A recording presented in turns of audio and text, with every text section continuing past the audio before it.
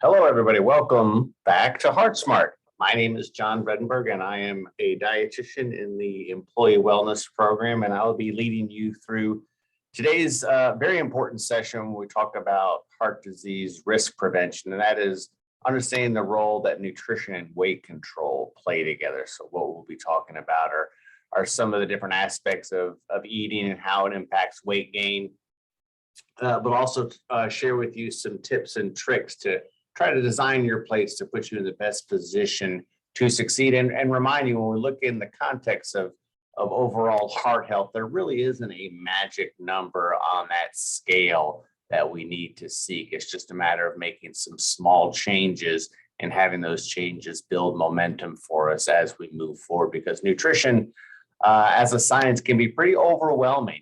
One of the things that I always like to share in classes like this is the statistic that I found, and you see it on your screen right there. And that is 52% of those people that were polled a few years back, they did a poll comparing different types of difficulties. More people found it difficult to understand how to eat healthier than it did to do their own taxes. So that just kind of shows you what we're up against from time to time when we're talking about nutrition messaging. And my goal today is to try to simplify it and help you understand what are some of the key components for achieving healthy weight loss, and also help you understand is that road could be different for everybody on today's talk, and it could still be the right road or the right path for you. So very important thing to understand. And just like previous classes, we're going to have, ample opportunity to ask any questions you might have. You can type them in the chat, or you can unmute yourself at the very end and ask them that way. And that we will also send out copies of the slides as well as our brief post test, which again, we use to track attendance. We'll send that out at the very end too. So circling back to last week's class that Karan led on habit formation.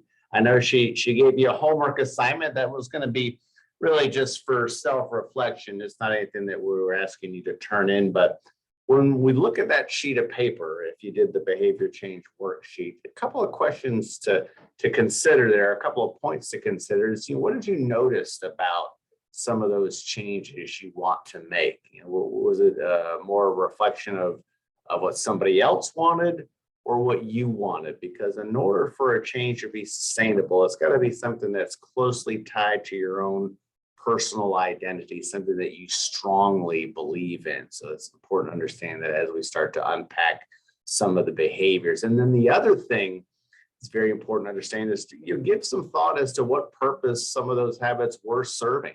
Maybe if you're somebody throughout the pandemic found themselves coming home and having a couple of glasses of wine to help you unwind, well, what's the purpose of that habit? That was something that you're trying to change. Are you looking for maybe some stress relief, and the wine was one way to do it, and understanding that, well, some of those habits might put you in a position where you have higher risk for heart disease. So give some thought as to what purpose some of these habits are serving you, whether they're food related, whether they're activity related, whether they're alcohol related.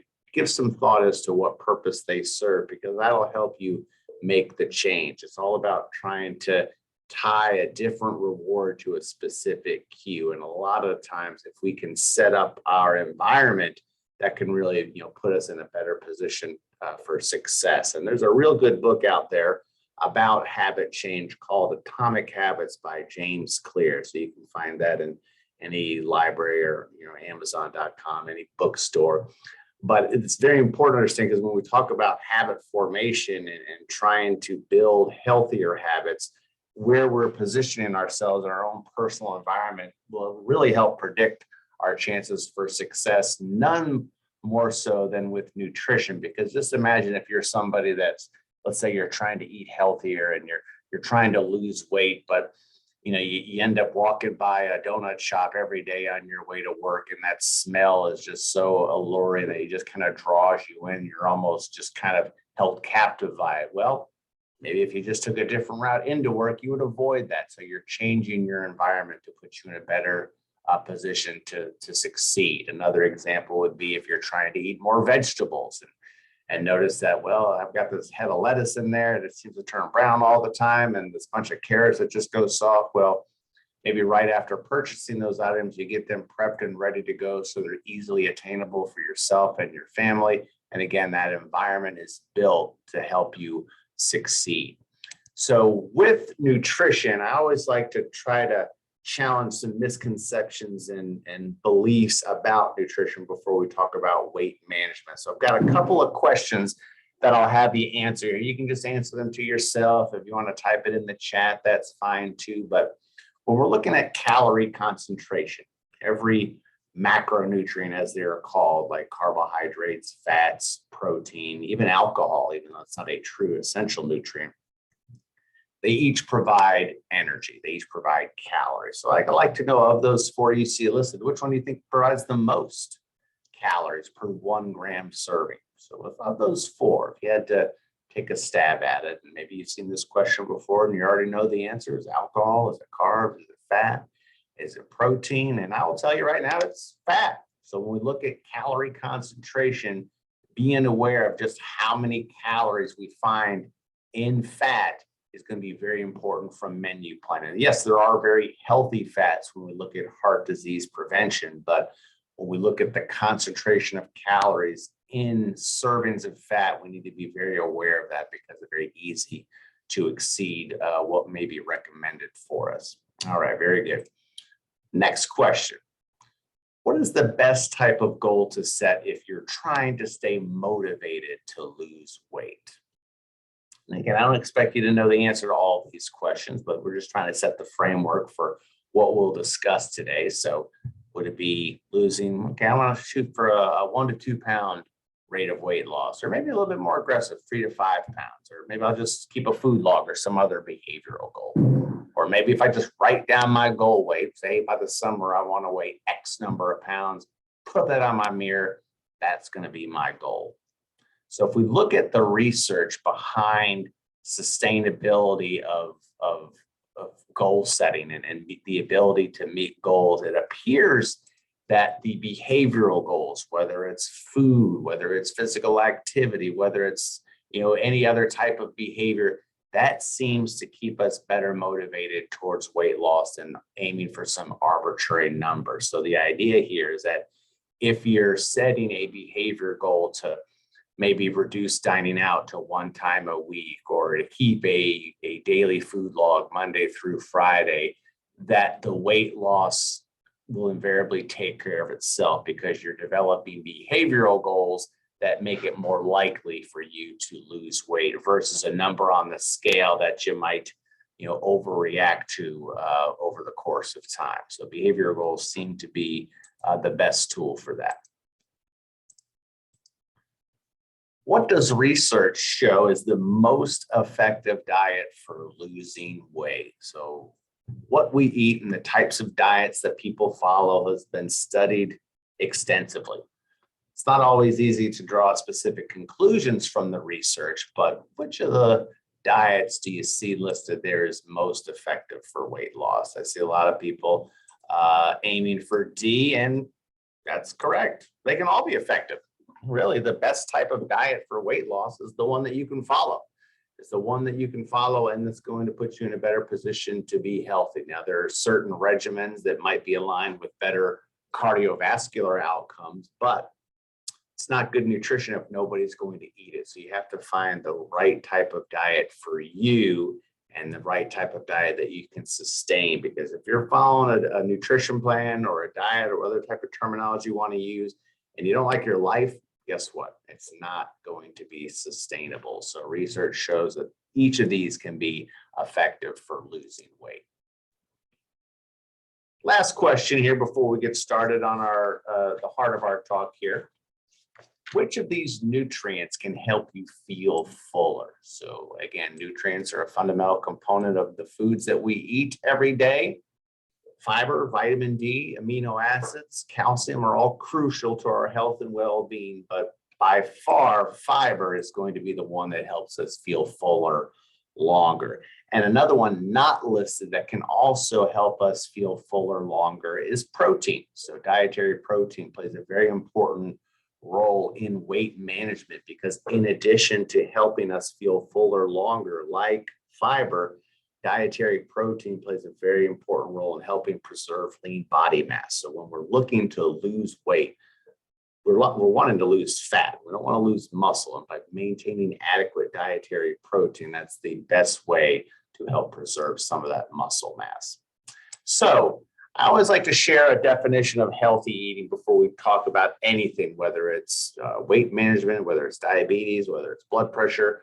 And healthy eating, by definition, for me, is basically the pattern of food selections. What I mean by pattern is that I try not to look at foods individually.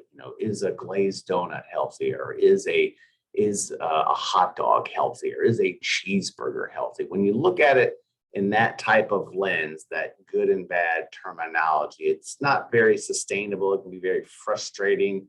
And instead, what I try to do is frame it in the context of the entire day or the entire diet. Okay.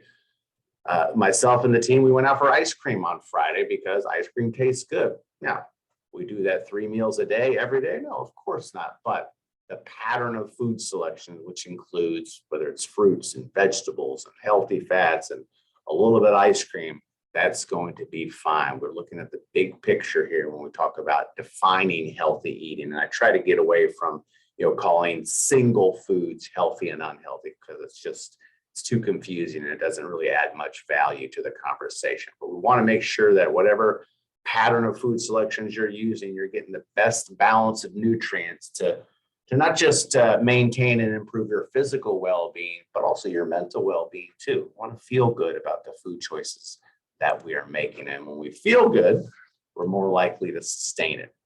And it always seems like everybody has advice as far as what we should be eating, whether it's the dietary guidelines for for Americans, whether it's the Choose My Plate. Maybe you've seen some of the annual reviews that come out by U.S. News and World Report about the best diet rankings as far as what we should eat. And really, it goes back to that previous point.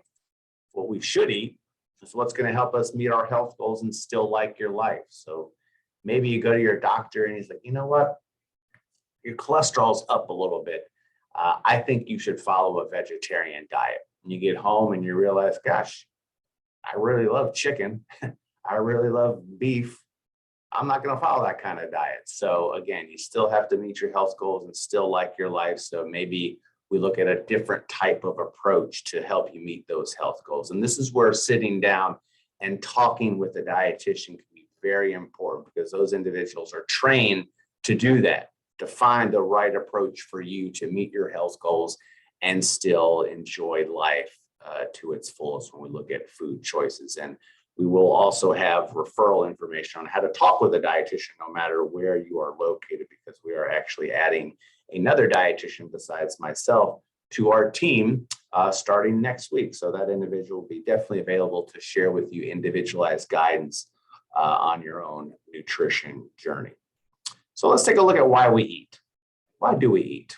What's the number one reason we typically think of when we ask ourselves, what am I going to eat? Well, we eat because we're hungry, right? What else? Why else do we eat? Because it's not just hunger. I mean, you can look at this slide. There's room for lots of other reasons why we eat. Because we're bored. We eat because of stress. We like the taste of it. All those are true. Energy, boredom, stress. Other people are eating because it's there. Special occasion. Hey, it's your birthday. Let's go out for some cake. It's mealtime. There's a lot of reasons and why people eat, and hunger is just one of the reasons. But more often than not, when we look at some of the influences that food has on us and our ability to sustain certain eating habits, it's going to be tied closely to how it tastes too. So if we perceive a food to taste good, we're going to continue to eat it. So taste is a big driver of our food selections, in addition to some of those other non-hunger related cues. The important thing to understand here, and when we look at effective dietary approaches for weight management, is really differentiating hunger from cravings, because those cravings can put us in a position where we're maybe over consuming more food than we actually physiologically need. And we have to understand how to differentiate cravings from hunger And we'll talk about that towards the end today. So if we look at some research about popular diets and weight loss, so we kind of talked a little bit about many types of approaches can help people lose weight. So this is data from a study that was on a website, 538.com. It's actually a summary of a scientific review in the Journal of the American Medical Association, and showed that for a variety of diets, the Atkins diet, volumetrics, Jenny Craig, all were able to produce weight loss over a 6-month period. In this particular study, the Atkins diet appeared to have the highest rate of weight loss for this particular group that was looked at. But what they also found with this study, again, compared to no special diet at all, regular, just a regular whatever they were eating before, is that at a year, that weight loss difference really started to narrow. So again, didn't matter what type of approach people were choosing in terms of weight loss, if they were able to sustain it, they were still able to maintain weight loss. And that's the important thing. There is no magic diet prescription that we need to achieve weight loss. It could be 7 different diets for 7 different people, and they each are able to lose weight. And it's important to know that, because in the social media landscape, there tends to be a big tribal mentality behind certain dietary approaches where it's either that or nothing. So you got to eat keto, or you got to eat intermittent fasting, or you got to eat paleo, or the rest of it is just garbage. And the research shows quite differently that any of those could work. It's all about determining what's going to be best for you. So if we look at some of the basics of nutrition, a lot of times this is overlooked in weight management classes, but I just like to review and make sure you understand what nutrients actually are. Nutrients, what we get out of our food. We eat food because it tastes good, but we also eat food to help give us energy, to help regulate body processes, regulate our metabolism, regulate our blood pressure, our blood sugar, respiration, to give our cells and our body components structure. All of these are a direct role of the nutrients that we're eating each and every day. And when we look at dietary approaches for health and well-being, the more variety that we can get in our food selections, the greater chances we have of getting each of the individual nutrients that we need to be healthy. And if we look at those individual nutrients, carbs, fat, protein, vitamins, minerals, water, which of those 6 do you think is the most essential? Which of those could we really start to see a difference in how we are living if we change it immediately?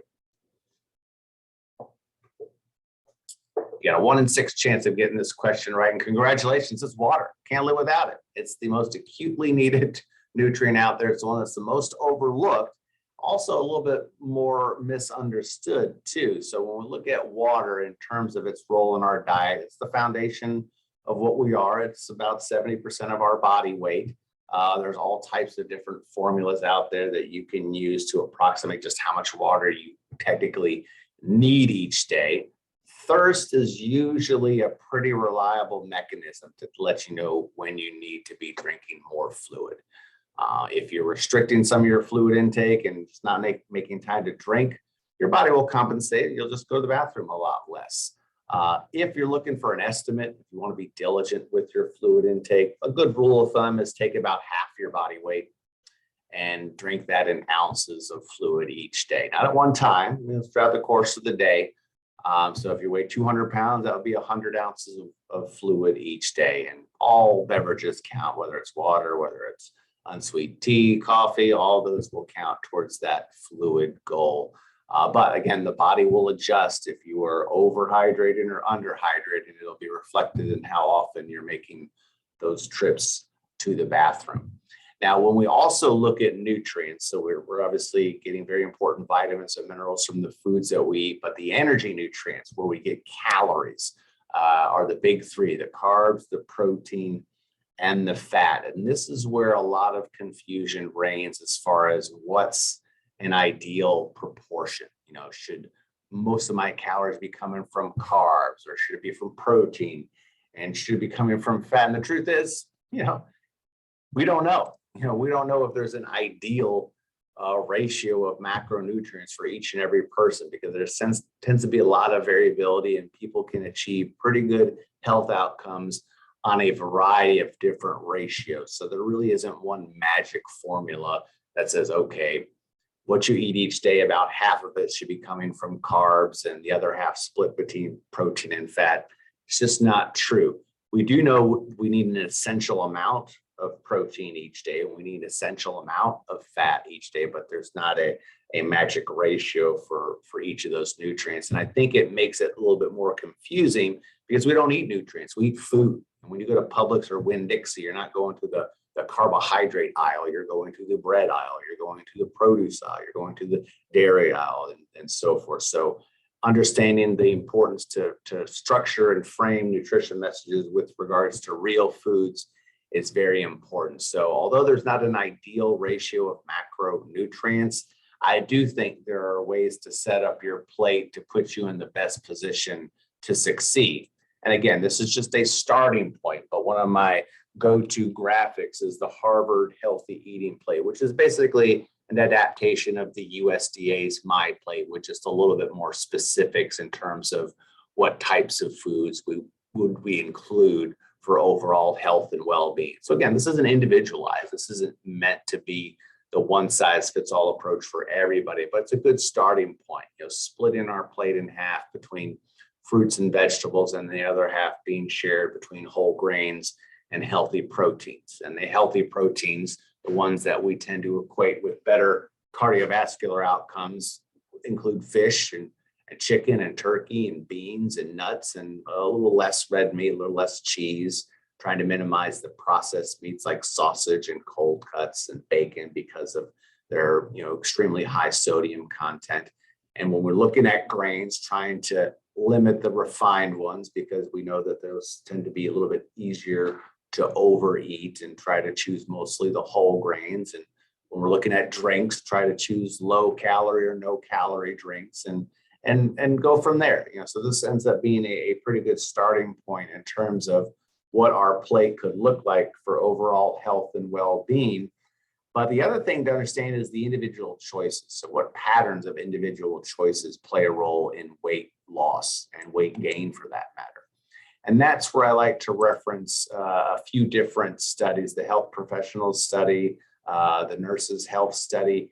And what you see on this bar graph right now is the types of foods that were selected on a regular basis and how that impacted aggregate weight gain. So anything that you see with the bar going towards the right from this midpoint is associated with weight gain.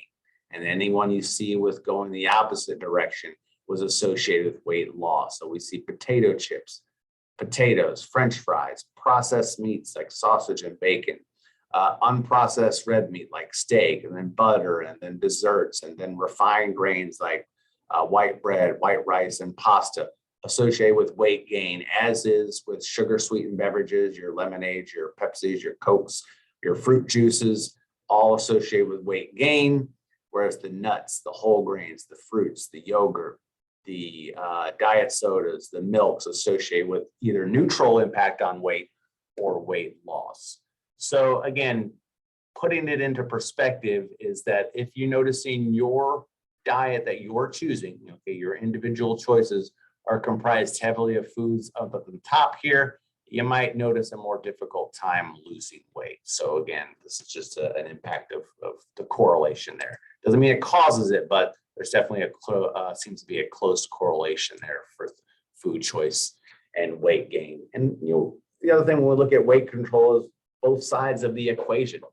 We are gaining more weight because the portions continue to be pretty large.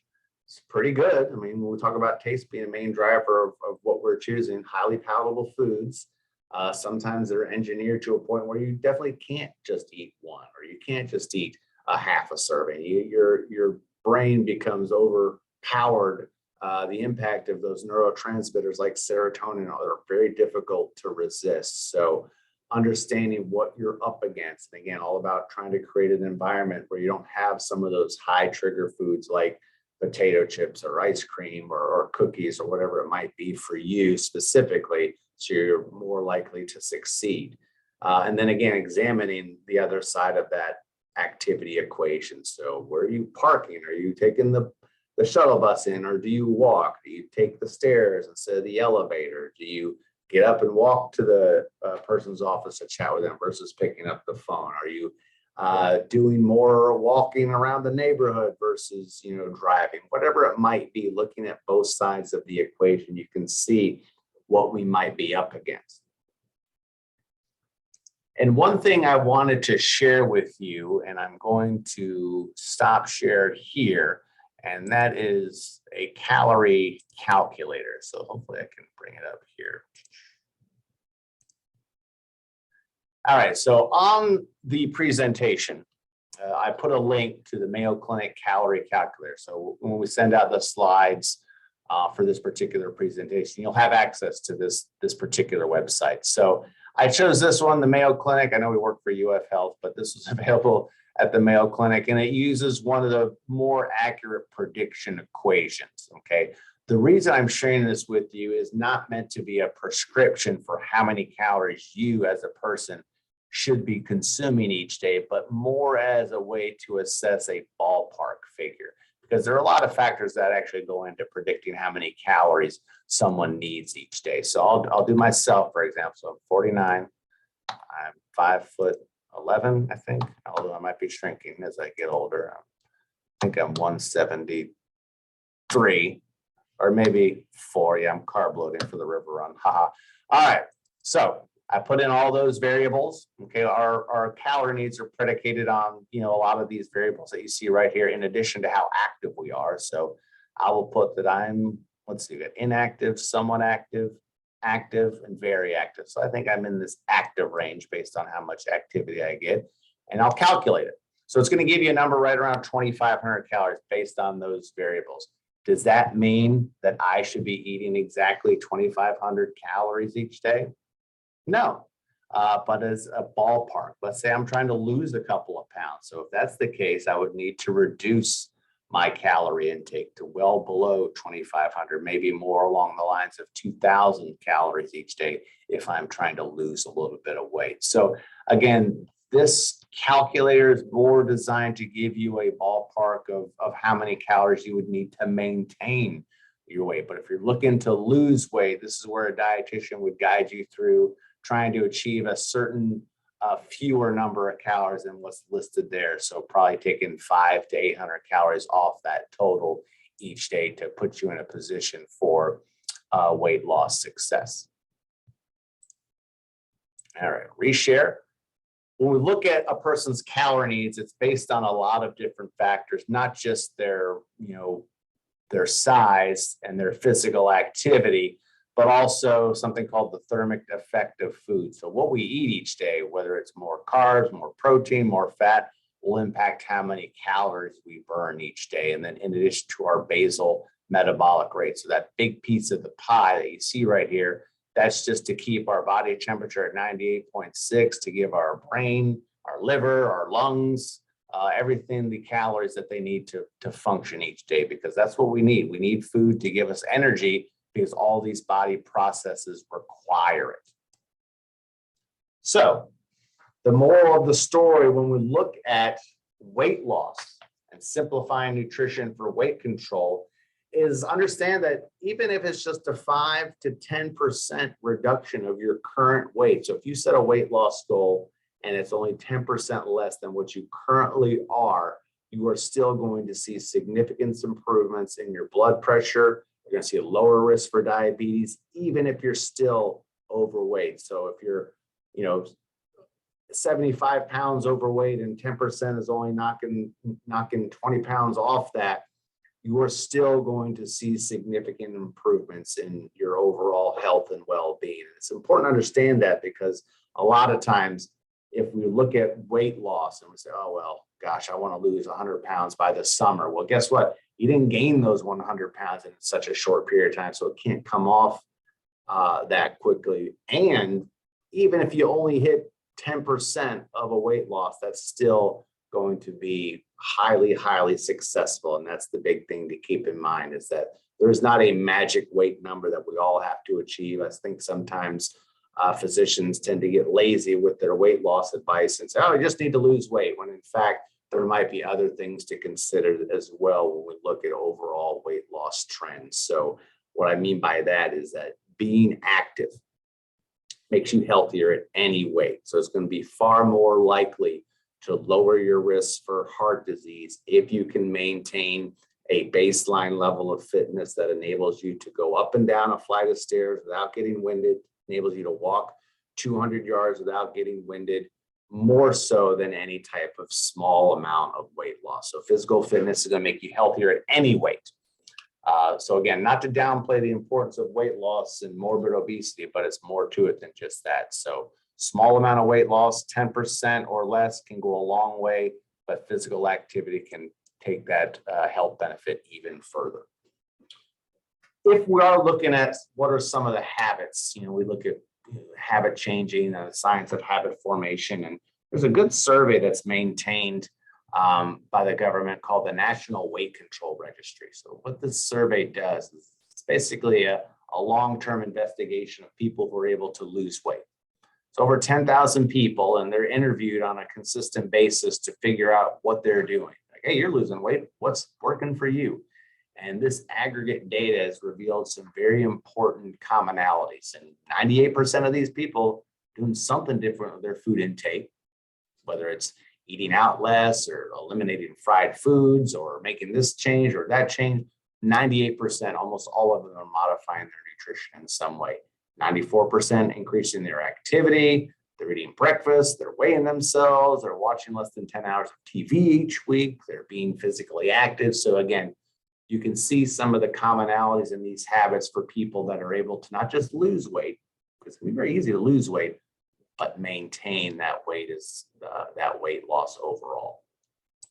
So nutrition becomes the priority, adapting to whatever type of approach is going to work best for you, but realize that you can't expect different results from doing the same thing. So some type of nutrition change is going to be necessary if you are looking to lose weight.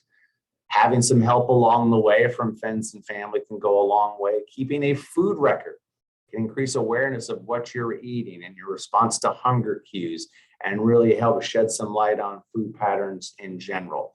Scheduling physical activity, planning your meals in advance. If you know what you're eating for dinner tonight, congratulations. That means you're less likely to get something out of the drive-through window. But planning those meals in advance, that can lead to some long-term weight loss success. And then also understand that if the goal is weight loss, don't obsess over it.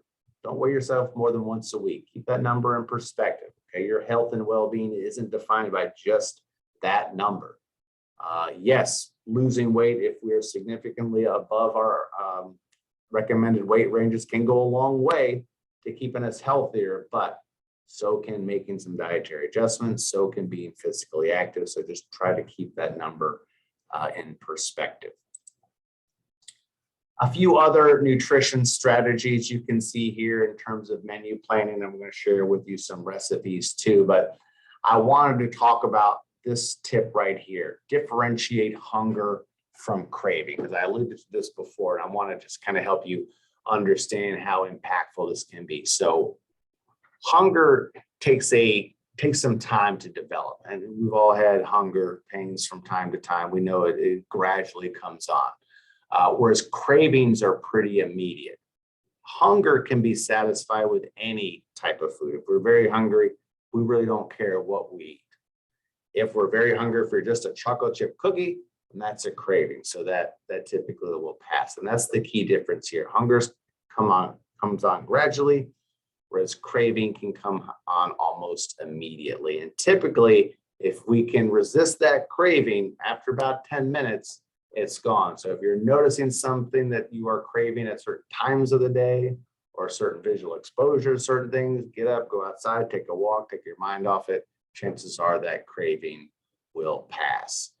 Your meals that you're designing for yourself, your breakfast, your lunch, your dinners, should hold you over a good 3 to 4 hours. If they're a good mix of carb-rich foods and protein-rich foods and a little bit of fat, that should hold you over for at least 3 to 4 hours. So if you're noticing hunger coming on within that time frame, less than 4 hours, a couple of things you need to do. Take a look at what you're eating. Maybe you're not eating quite enough. Maybe it wasn't enough protein, maybe it wasn't enough fiber, or is it a craving? And again, that's what we want to try to teach, trying to differentiate the two so you're not unnecessarily eating foods just because they sound good and invariably going to make weight loss a lot more challenging.